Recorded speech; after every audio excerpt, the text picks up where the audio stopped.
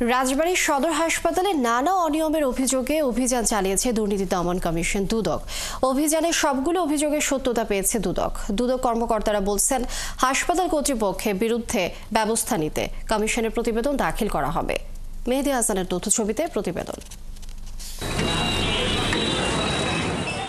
রাজবাড়ী সদর হাসপাতালটি 100 শয্যা থেকে 250 শয্যায় উন্নীত হলেও বাড়েনি জনবল ও সেবার মান।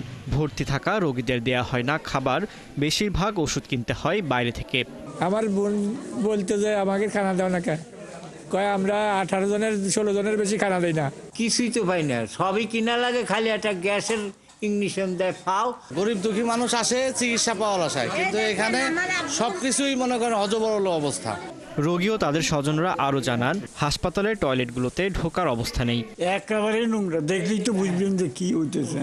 ওই মধ্যে কিন্তু মানুষ বাস করে না। যে ট্রিটমেন্টটা আমরা এখানেই পাইতে পারি, সেই ট্রিটমেন্টটা আমাদের রেফার করে দেয় ফরিদপুর। এসব অভিযোগের প্রেক্ষিতে মঙ্গলবার দুপুরে অভিযান চালায় দুর্নীতি দমন কমিশন ফরিদপুর কার্যালয়ের সদস্যরা। অভিযানে সবগুলো অভিযোগের সত্যতা পান তারা। প্রতি রোগী যে পরিমাণ খাবার পাওয়ার কথা সেই পরিমাণ খাবার সরবরাহ না করা, যেমন ডায়েট চার্ট অনুযায়ী আজকে এই হাসপাতালে 16 কেজি মাংস সরবরাহ করার কথা, আমরা 10 কেজি মাংস পেয়েছি। তারপর পরিবেশ খুবই নোংরা পেয়েছি। এদিকে সদর হাসপাতালের তত্ত্বাবধায়ক অভিযোগ সত্য বলে স্বীকার করে দায় চাপিয়েছেন ঠিকাদারের উপর।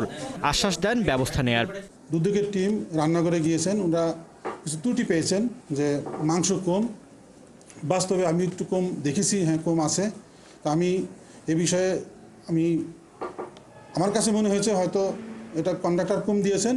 রাজবাড়ী সদর হাসপাতালে গড়ে 250 থেকে 300 রোগী ভর্তি থাকে, আর প্রতিদিন আউটডোরে চিকিৎসা নেয় অন্তত 500 রোগী। ফারদিন নীরব, 71।